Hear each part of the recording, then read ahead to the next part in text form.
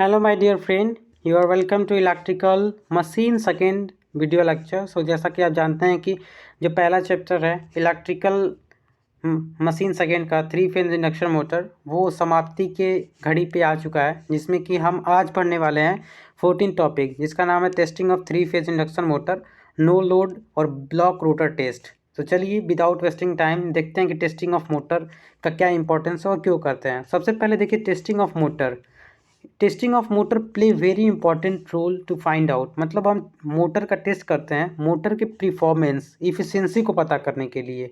और वो हम कैसे पता कर सकते हैं? एक तो टेस्ट होता है नो लोड टेस्ट और एक होता है फुल लोड टेस्ट। ये टेस्ट मतलब करके हम मोटर की एफिशिएंसी और उसमें होने वाले लॉसेस के बारे में पता करते हैं। तो जैसे अब मान लीजिए जो आप डीसी मशीन देखे थे, डीसी मशीन में आप जानते हैं एफिशिएंसी इक्वल टू क्या होता है? Output upon input power, output power upon input power equal to क्या हो जाएगा? एफिशिएंसी आप निकाल सकते हैं। लेकिन बड़े मशीनों में ऐसा नहीं हो सकता, तो इसलिए हमें टेस्टिंग करना पड़ता है। सो देखिए बेसिकली तीन प्रकार के हम टेस्टिंग करते हैं इंडक्शन मोटर में। There are mainly three type of test in induction motor. जो पहला होता है उसे हम डीसी टेस्ट के नाम से जानते हैं, जो कि डीसी टेस्ट करने से हम रेजिस्टेंस फाइंड आउट करते हैं, राइट। जो दूसरा टेस्ट होता है उसे नो लोड टेस्ट के नाम से जानते हैं, जिससे हम फिक्स्ड लॉसेस फाइंड आउट करते हैं। जो थर्ड हमारा टेस्टिंग होता है, जो तीसरा टेस्टिंग करेंगे वो block rotor test. Block rotor test से हम वेरिएबल लॉसेस पता करते हैं। तो देखिए ये कैसे होता है। तो सबसे पहले DC test of induction motor, DC test से हम रेजिस्टेंस फाइंड आउट करते हैं। अब देखते हैं कैसे होता है। तो मान के चलिए ये जो हम वाइंडिंग दिखा रहे हैं ये स्टेटर का वाइंडिंग मान लीजिए। तो स्टेटर के वाइंडिंग में रेजिस्टेंस भी होगा, इंडक्टेंस भी होगा। तो इम्पीडेंस इक्वल टू क्या होगा? रेजिस्टेंस प्लस रेजिस्टेंस का होल स्क्वायर प्लस रिएक्टेंस का होल स्क्वायर। तो आप यहाँ पे देखिए, अगर किसी भी एक फेज़ में हम मतलब ऐसे कनेक्ट कर दें, एक सीरीज में उसके एमीटर और पैरेलल में वोल्ट मीटर और डीसी कोई सप्लाई लगा दें, तो वहाँ से आप जानते हैं कि डीसी हमारे डीसी सर्किट में फ्रीक्वेंसी जो होता है क्या होता है? जीरो होता है। तो फ्रीक्वेंसी जीरो होगा तो हम जानते हैं कि हमारा जो जो हमारा रिएक्टेंस होता है, रिएक्टेंस इक्वल टू क्या होगा?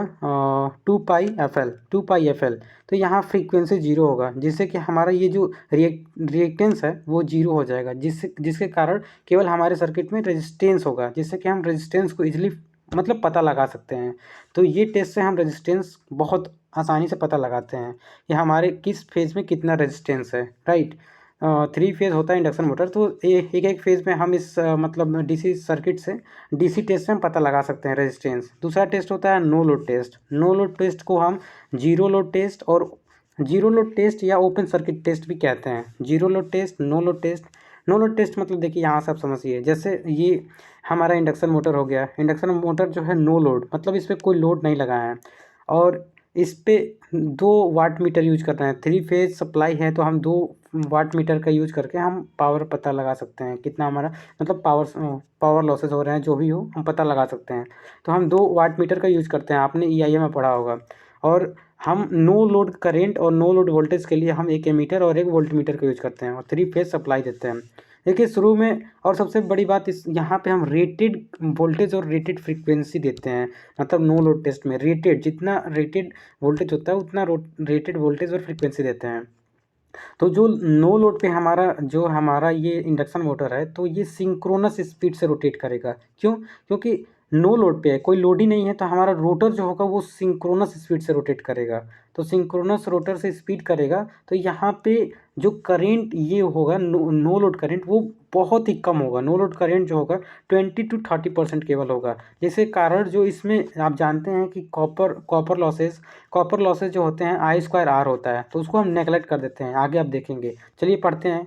तो जो ये टेस्ट होता है no load test is determined to find out constant losses of motor. Constant loss क्या होता है? वेरिएबल लॉस क्या होता है? हमने आपको जब लॉसेज ऑफ इंडक्शन मोटर बता रहे थे, तो बहुत अच्छे से आपको बताया, तो आप पीछे के वीडियो में देख सकते हैं।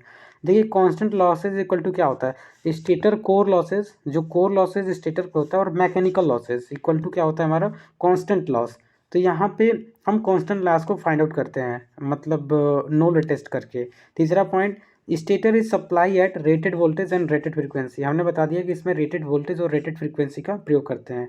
देखिए, due to low voltage of supply current, हमने बताया कि ये सप्लाई करंट बहुत ही कम ड्रा करता है। इसी कारण जो हमारा कॉपर लॉस है, कॉपर लॉस को नेगलेक्ट कर देते हैं, क्योंकि कॉपर लॉस इक्वल टू क्या होता है, आई स्क्वायर आर। तो जब आई का वैल्यू कम है तो जाहिर सी बात है लॉसेस का हो, मतलब इसका आई का स्क्वायर करेंगे तो और कम हो जाएगा। इसी कारण जो ये मतलब आई नॉट करंट होता है, जो सप्लाई करंट होता है, वो केवल 25 to 35% ही ड्रा करता है हम नो लोड टेस्ट में। Motor power factor is less than 0.5, जो हम नो लोड टेस्ट परफॉर्म करते हैं उसमें हमारा पावर फैक्टर हमेशा 0.5 से कम ही होता है।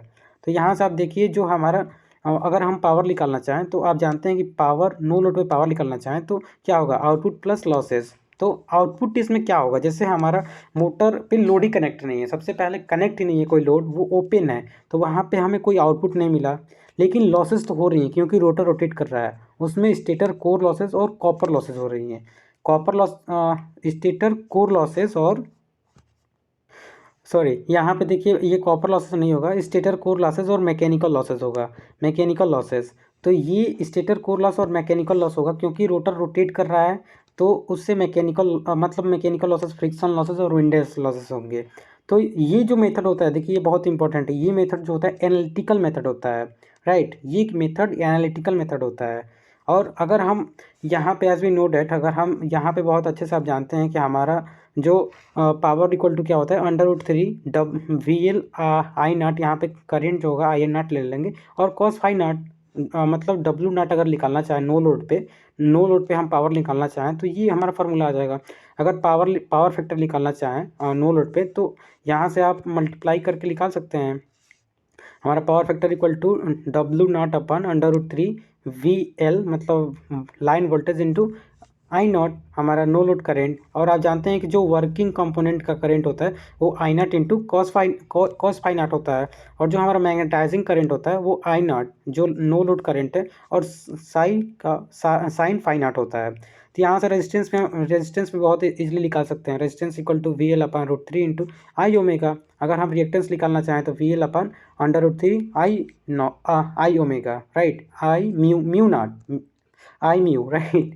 सो यहाँ से आप रिएक्टेंस भी निकाल सकते हैं इस फार्मूला का यूज करके। अब देखिए ब्लॉक रोटर टेस्ट पे चलते हैं। ब्लॉक रोटर टेस्ट हम किस लिए यूज करते हैं, वेरिएबल लॉसेस को फाइंड आउट करने के लिए। तो देखिए यहाँ पे जो हमारा रोटर है, इसको जो है हम मतलब किसी पुली या किसी भी पट्टे के या शॉर्ट सर्किट या मतलब कैसे भी इसको हम ब्लॉक कर देते हैं कि रोटेट ना करे।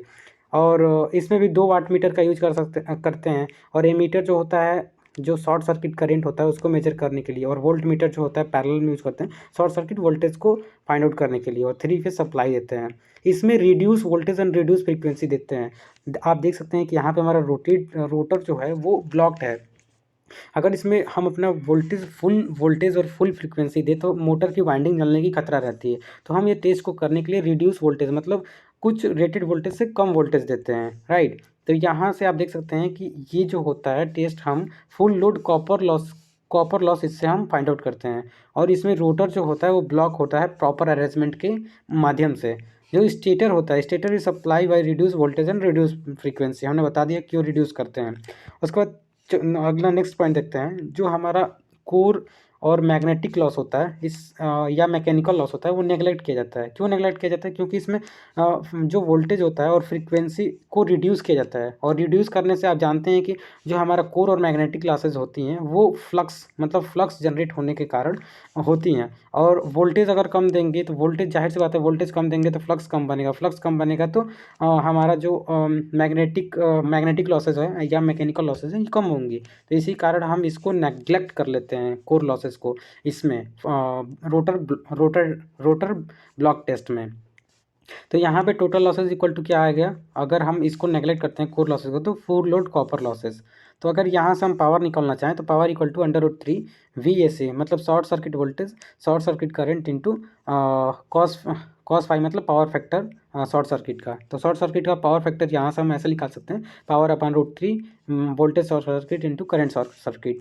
ऐसे ही अगर हम रेजिस्टेंस शॉर्ट सर्किट रेजिस्टेंस निकालना चाहें तो वोल्टेज जो है शॉर्ट सर्किट में जितना वोल्टेज है और शॉर्ट सर्किट करंट से हम और रेजिस्टेंस जो है शॉर्ट सर्किट में निकाल सकते हैं। वैसे ही हम रिएक्टेंस भी निकाल सकते हैं, रिएक्टेंस में आई म्यू का यूज मतलब फाइंड आउट करके। तो लास्टली आई थिंक आपको no load test, block rotor test, जो कि ब्लॉक रोटर टेस्ट को हम वेरिएबल क्या बोलते हैं, वेरिएबल लॉसेस टेस्ट के नाम से जानते हैं, जो हम 3 बेसिकली टेस्ट करते हैं। आपने देखा रेजिस्टेंस कैसे फाइंड आउट करते हैं, फिक्स लॉसेस क्यों कहते हैं, वेरिएबल लॉसेस कैसे फाइंड आउट करते हैं, जिसको मतलब फाइंड आउट करने के बाद हम इजीली हम अपने जो हमारा मोटर है उसका इफिशियंसी और परफॉर्मेंस को फाइंड आउट कर सकते हैं। तो lastly if you have again I am saying, if you have any problem then please comment here and don't forget to share my channel. Thank you.